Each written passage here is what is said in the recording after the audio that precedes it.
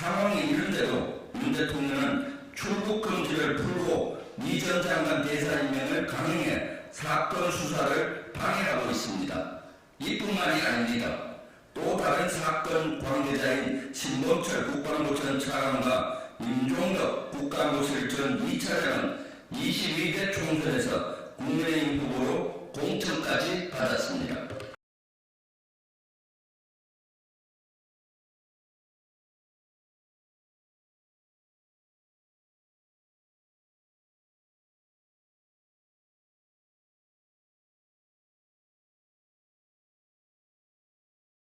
네, 더불어민주당 국방위원회 간사 김병주입니다. 오늘 더불어민주당 국방위원회 차원의 기자회견을 하겠습니다. 윤석열 대통령이 순직해병 수사 외압의 핵심 피의자를 도피시킨 것은 이 사건의 몸통임을 자백한 것입니다.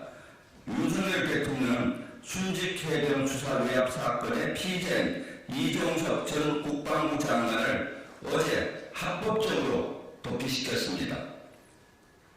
수사 외압의 핵심 피해자를 호주 대사로 임명하고 출국 금지를 풀어 해외로 도피시켰다는 것은 윤 대통령이 스스로가 외압의 몸통임을 실토한 것이나 다름없습니다.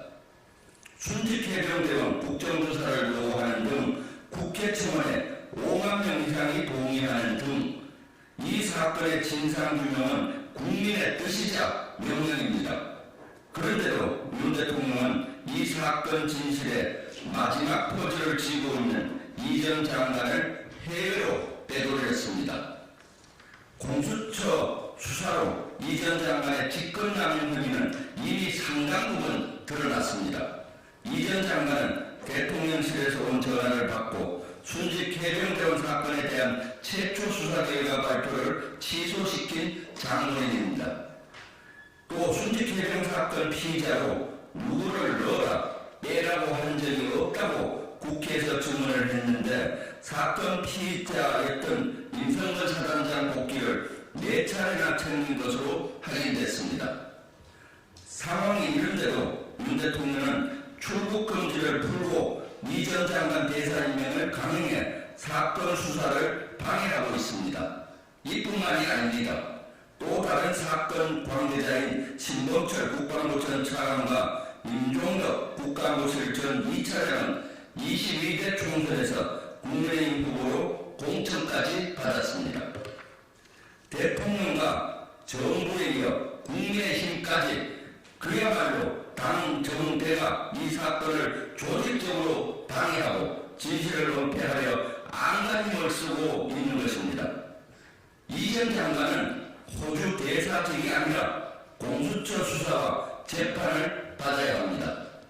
국민적 사건의 핵심 피의자를 대사로 임명하는 것은 호주에 대한 외교적 결례이며 호주에 거주하고 있는 우리 동포들을 욕보이는 것이며 국격을 심각히 훼손하는 일입니다. 윤 대통령은 지금이라도 이 전 장관의 대사 임명을 철회하고 이 전 장관이 국내로 송환되어 제대로 수사를 받을 수 있도록 적극 협조하십시오.